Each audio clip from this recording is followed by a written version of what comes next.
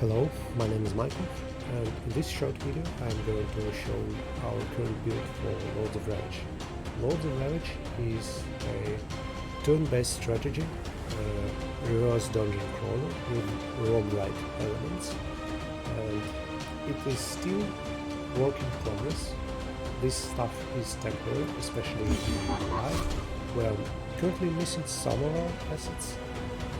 And let's start a new game by selecting one Lords. Right now only Lord Beryl is available in this build, and one of two focuses. We're going to stick with Lord Commander. This really defines the way you play this character. For example, Lord Commander is more focused on your armor, and each time Lord Beryl as dungeon boss kills enemies to make your faction units even stronger. So let's start by invading a province. Let's select this one, and this is the travel map.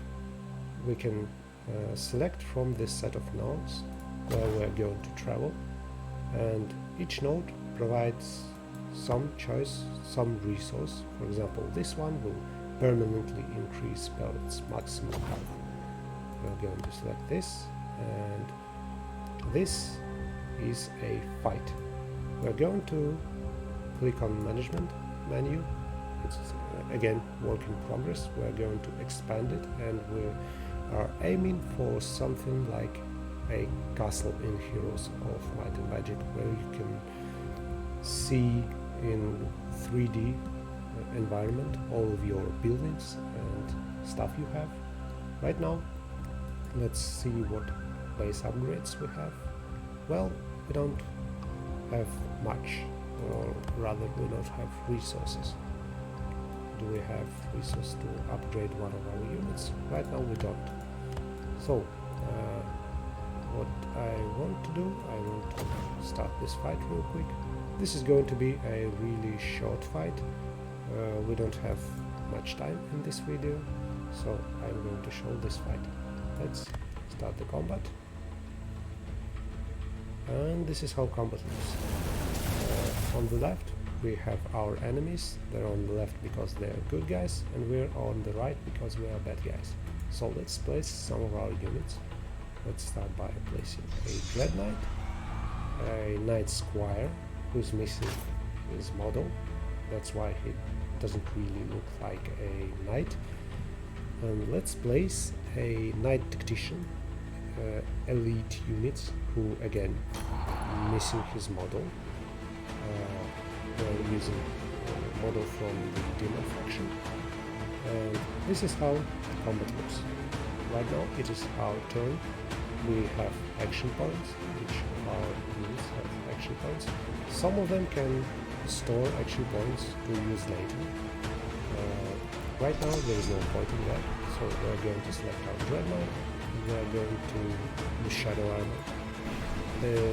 This is basically a damage reduction and some armor. He can use it for free, but it does have cooldown. We can use one of our edicts using these edict points. These are global abilities that help us in combat. This is basically a small deck, something like Slay the Spire, but these are global abilities that you can use on your units. For example, we can reset all of our cooldowns, and we can use Shadow Armor again on this guy. This was a free edict, so we still have 2 edict points, and we can use, for example, this edict that will make our leader Beryl deal some damage to enemy and gain 20 armor. So we're going to focus on enemy spearman.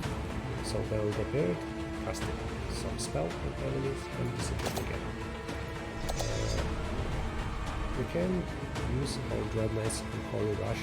It deals damage, and if enemy is below 50% health, it also applies damage over time. What else can we use? we can use one of our elite units. Elite units, they take 2 slots. Usually you have up to 4 units, but in case of elite unit you have less units. We can make one of our unit deal damage to enemy. For example, we can send a command to our Dreadnought to attack 2 enemy units. So great, she basically made this guy dead from damage or attack. And this is our Knight Squire. Like other units, if you read the description, he makes leader deal damage. It's not him dealing damage, it's our barrel here dealing damage. And in some cases this is really important because, for example, if we look at this passive, it triggers, it makes our units more powerful each time that barrel specifically kills a unit. So, what else can we do? Again, Dreadnought will do some damage to this guy. And we can apply mark on this guy. That basically mark, it guarantees that abilities that target random units, like this one, will target the marked enemy. So our Dreadnought will attack this guy twice. Again, we can use landed power and finish this guy on his next turn. These are regular soldiers, by the way. They are way weaker than enemy heroes that we can encounter, but since this is a short fight, they won't be heroes. We can use Knight Squire to finish this guy, and if we see, we already have technically killed one enemy unit. Again, we can use our Knight Tactician to deal damage to one target. And after the next turn, we could summon our leader to again make barrel kill some unit and stack his passive. So let's do some damage. Let's actually focus on this guy. Because I think Belt will be able to finish his archer. And let's summon Belt. You can summon him at any time, but there is drawbacks to that. For example, if Beryl gets hurt, he won't be able to regenerate health really easy. You have to visit specific buildings on the global map or use edicts or units. So you dealt some damage to him, he will die from damage over time caused by Beryl. Again, added another 1% power and health to all of our units. So we can really snowball, and you're supposed to snowball this ability. So let's finish this guy. Beryl is really powerful. He is the boss at the end of the dungeon, and we wanted really to convey this feeling of playing as a boss. But once again, you have to use him sparingly, or otherwise you will lose the game. So let's scout ahead. Let's see what we've got here.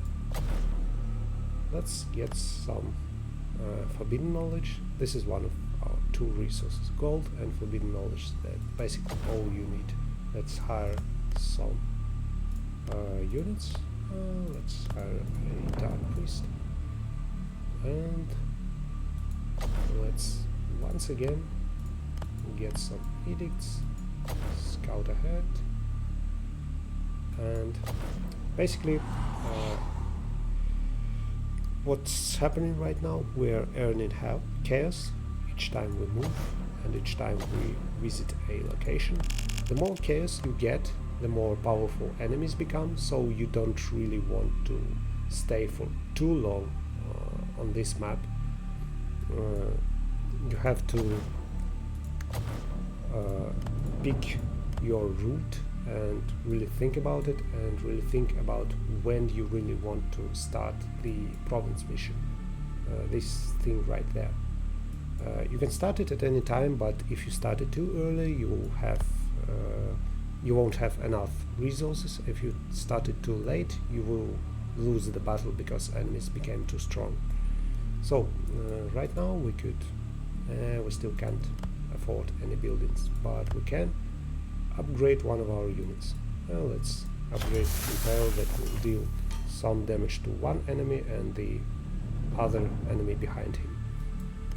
And I think that's...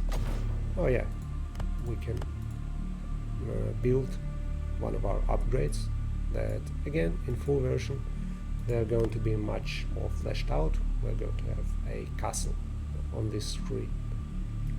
So I think that's it for this short demonstration. You can play this build for yourself, and it does really have a lot of mechanics and a lot of interaction between abilities, and I really hope you'll play the build for yourself, and I really hope you'll enjoy it. But that's it for this short demonstration, and bye.